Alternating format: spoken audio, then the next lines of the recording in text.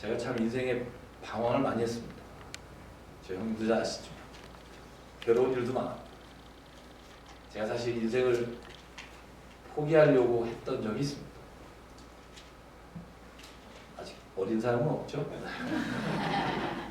목숨을 끊어보려고도 하고 도저히 내 힘으로 안 되는 일이 있어. 내 스스로 돌이켜봤자 내가 바꿀 수 없는 일이 인생에 있어서.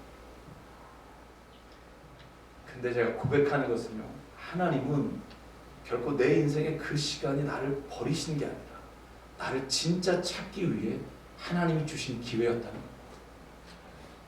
제가 교회를 개척했어요. 개척했을 때도요, 제가 원해서 개척한 건 아니에요. 강남에 어느 학원을 하시는 분이 3층이 주일날 쉬니까 기도회를 하자고. 근데 저는 목회할 생각도 없었고 제가 목회자로 살아갈 만한 사람이 아니라는 걸 너무나 잘 알기 때문에 거절했습니다. 그런데 어찌나 그냥 기도회를 오후에 하자고. 주일은 아니라고. 그러니까 주일 예배를 시작하는 건 아니고 교회를 하는 건 아니라고. 그 꼬임에 넘어가서 지금까지 1년 반을 목회하고 있습니다. 딱 10몇 명이요. 12명? 기도를 시작했어요. 제가 그때 학교에서 가르치고 있었고요.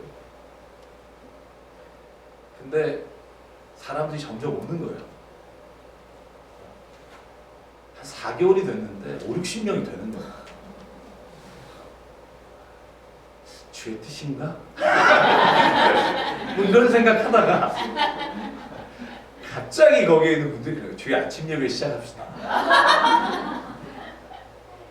근데 사람이 그런 거 있잖아요.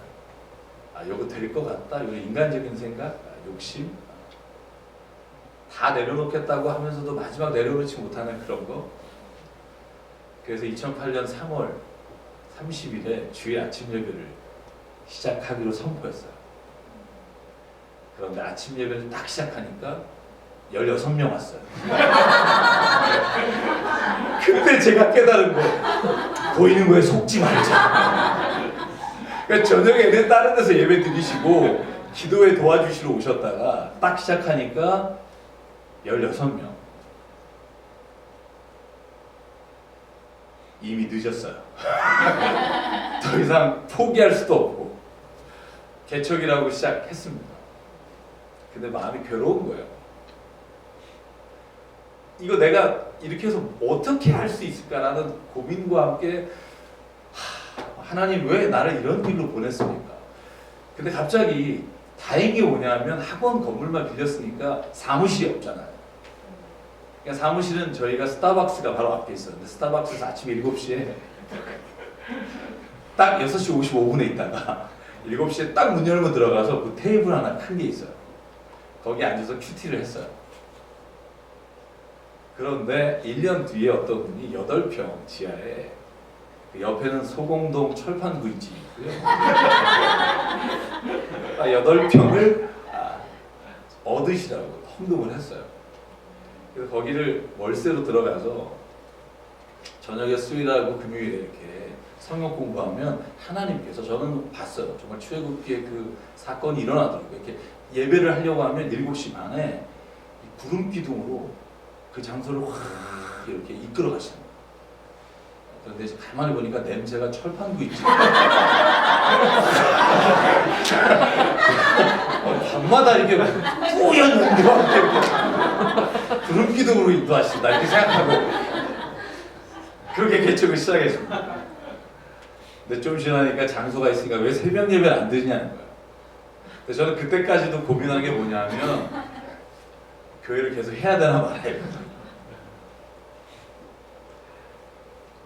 제가 새벽 예배를 아주 드리자 그래서 여자 집사님이 딱 3분이었어요. 나머지는 다 청년. 여자 집사님들이 새벽 예배를 드리자는 거예요. 그래서 제가 불러서 말씀드렸어요. 참 좋으신 의견인데 사람마다 체질이라는 게 있습니다. 저는 새벽형 체질이 아니라 저 조금 어렵겠습니다. 저는. 그러나 원하신다면 3분이 하시는 건 제가 원합니다. 3분이 새벽기도 시작하셨어요. 얼마나 감사한지 절 끌고 들어가지 않아서 저는 그렇게 새벽 예배를 꽤 하신 것 같아요. 저는 그때 월요일에 제가 호서대학이라는 천안에 있는 대학에서 가르치고 있었는데 월요일 아침이면 이제 제가 가야 되는데 어느 날은 제가 그 사무실에서 강의안을 안 가지고 나온 거예요. 그래서 아침에 거기 들려서 강의안을 가지고 학교를 내려가려고 딱 갔는데 제가 아까 말씀드린 그 8평짜리 앞이 유리문이에요. 그러니까 다 들리고 다 보이고 뭐 이런. 그래서 거기에 그냥 썬팅만 했어요. 하나님 말씀으로 이렇게. 근데 저는 새벽 예배라는 걸 꿈에도 생각하지 못하고 그 사무실 들어가려고 이제 갔는데 불 켜 있는 거예요. 그래서 깜짝 놀라서 봤더니 그 세 분이 기도하고 계시는 거예요. 참 우리 교회 모임이 있었지.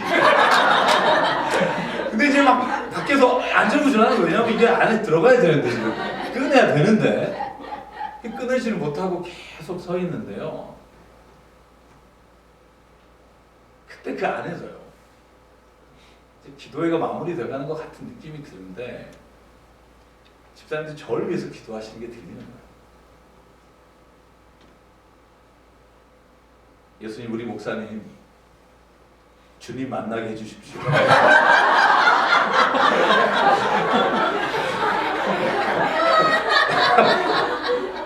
우리 목사님 기도하는 목사님 되고 싶어요.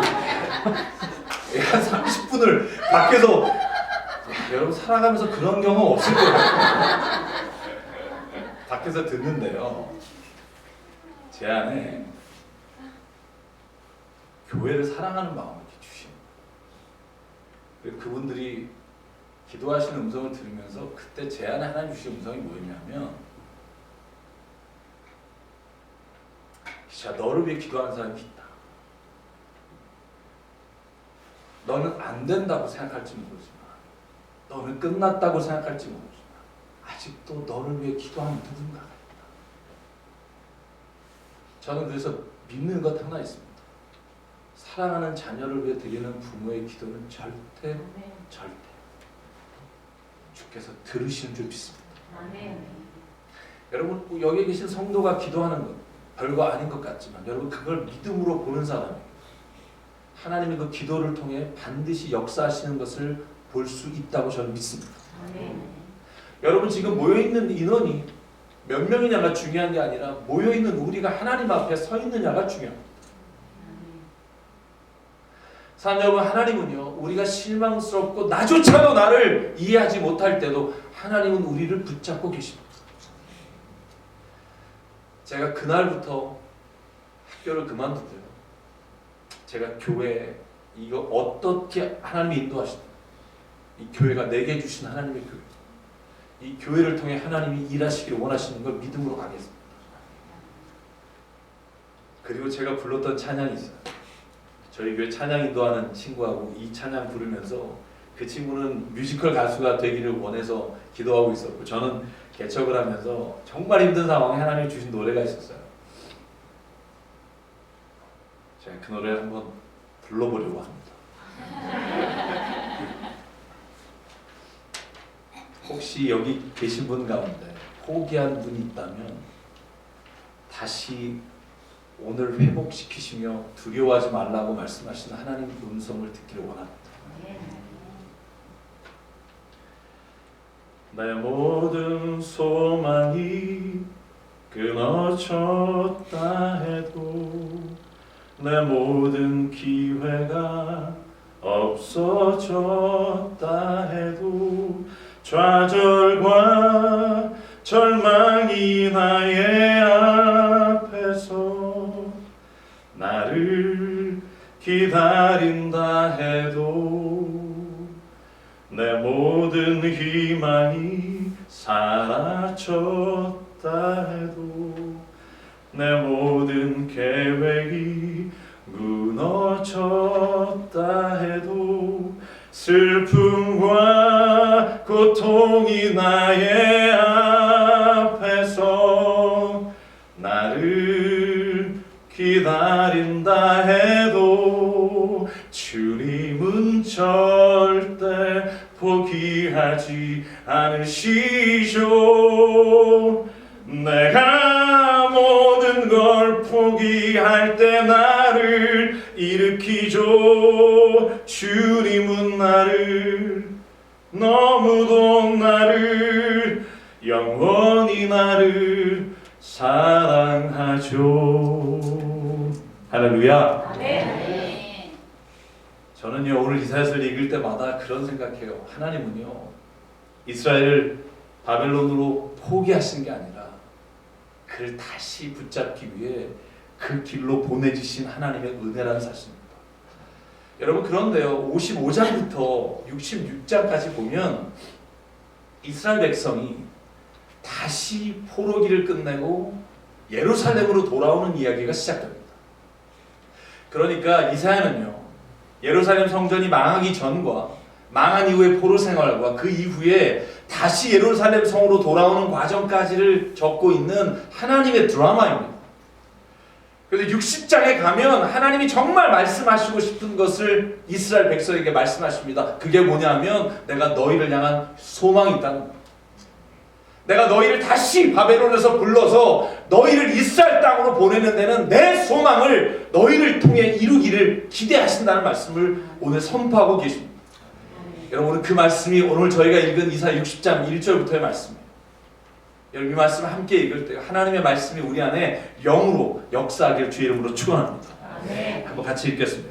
1절부터 3절까지 시작. 일어나라, 빛을 발하라. 이는 내 빛이 이르렀고 여호와의 영광이 내 위에 임하였음이니라. 보라, 어둠이 땅을 덮을 것이며 캄캄함이 만민을 가리려니와 오직 여호와께서 내 위에 임하실 것이며 그의 영광이 내 위에 나타나리니 나라들은 내 빛으로 왕들은 내 빛의 영광으로 나오리라. 아멘.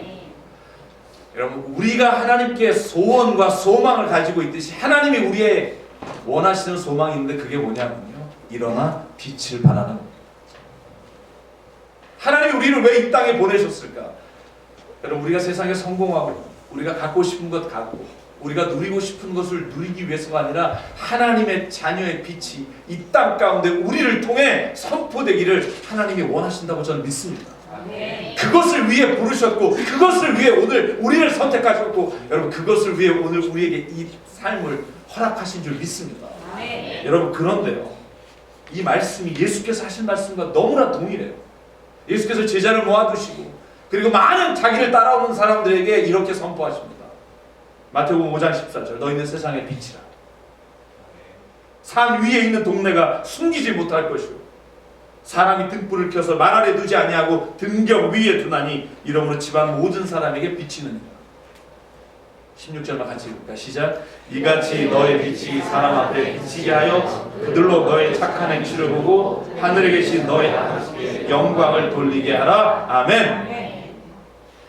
빛을 비춘다는 말을 예수께서 이렇게 말씀하십니다. 너의 착한 행실을 보고 하늘에 계신 너의 아버지께 영광을 돌리게 하라. 아멘.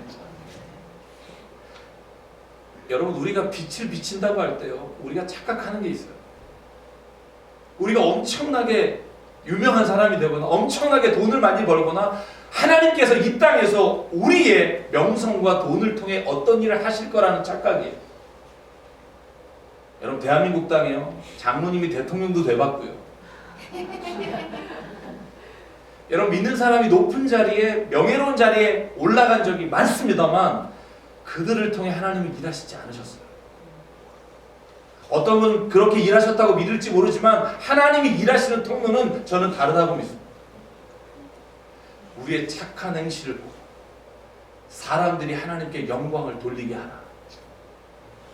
저는 이것이 하나님이 우리의 삶에서 어떻게 일하시는지를 말씀해 주시는 부분이라고 생각합니다. 아멘. 여러분, 제가 갤럭시 탭이 있어요. 부럽죠? 제가 1년 전에요, 부흥 집회를 가다가 김포에 교통사고를 했어요. 3중 충돌. 제 차는 폐차했습니다.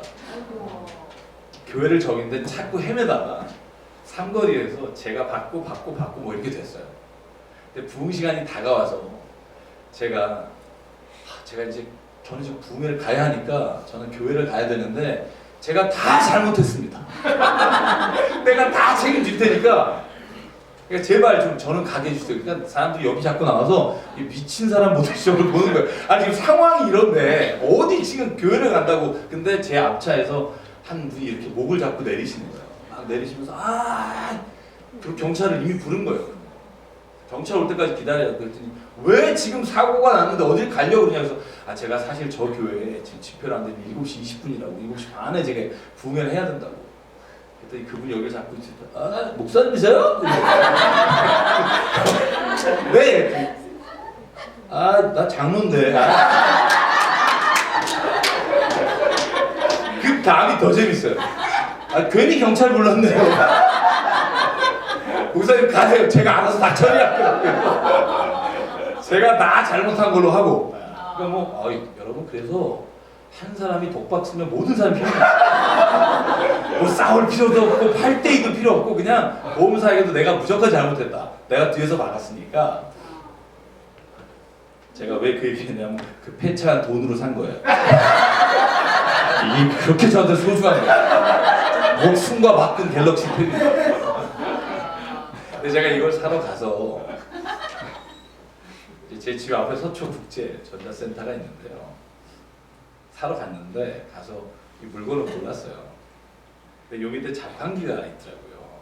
블루스타라고 연결되나 이렇게 블루투스로 연결되는 블루스타는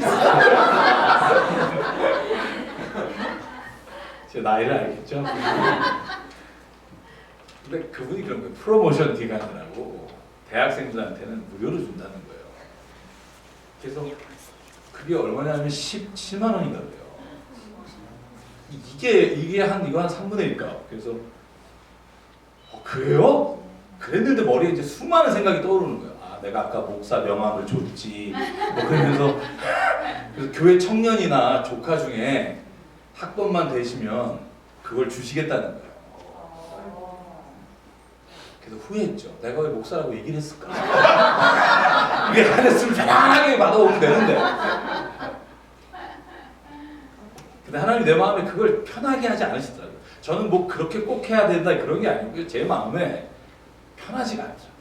이 사람이 그렇게 하고 나서 다 해주고 돌아서서 이렇게 말하겠지. 그 목사 하나 왔는데 공짜래니까 대학부 학생들 다 불러다 하더라. 이러면 이 사람이 어떻게 교회를 볼까? 그런 마음이 갑자기 드니까 불편해지는 거예요.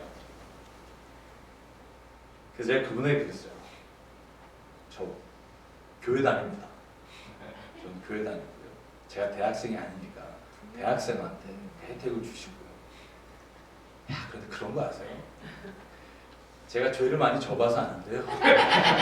죄를 짓는 재미가 쏠쏠합니다. 그런데 죄를 이기는 기쁨은 세상이 줄 수 없어요. 들고 나오는데요. 세상을 다 가지는 거예요. 막 서울 그런 거 에스컬레이터 타고 내려오면서 봤죠 하나님. 아니 보셨죠? 근데 사실 제가 왜 그런 생각을 하게 되냐면요. 저에게 집사님 한 분 있어요. 젊은 이제 40대 대학에서 가르치고 있는 친구예요. 교회 개척하고 나서 1년 뒤에 와서 지금까지도 섬기고 있어요.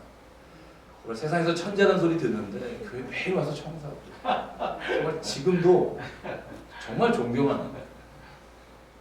그 친구랑 커피를 마시러 한번 갔어요.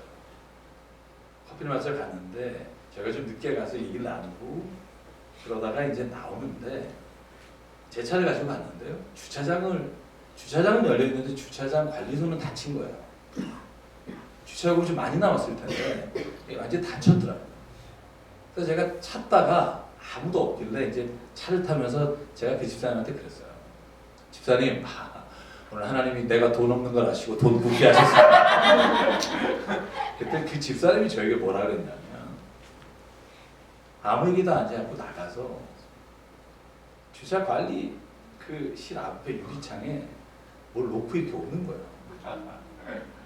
근데 저한테 그러는 거예요. 목사님 제가 주차요금 거기다 꽂았다고. 목사님 우리 예수님 믿는 사람이잖아요.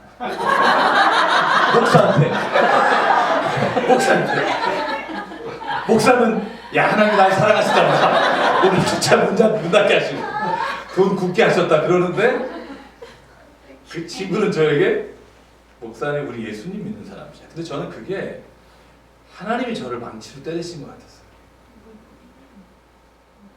저는 오늘 일어나 빛을 발하라. 이게 엄청나게 어떤 큰 일을 하나님 우리에게 원하시고 그 계획 안에서 이끌어 가시는 거라고 생각하지 않습니다. 내 삶의 자리에서 아주 조그만 거죠. 내가 주님의 사람입니다. 내가 주의 빛을 발하는 사람입니다. 하나님 나를 통해 이 땅의 백성은 하나님의 영광을 봐야 합니다. 하나님 우리를 통해 하나님의 살아계심이 사람들의 눈에 보이게 하나님 나를 이끌어 주십시오.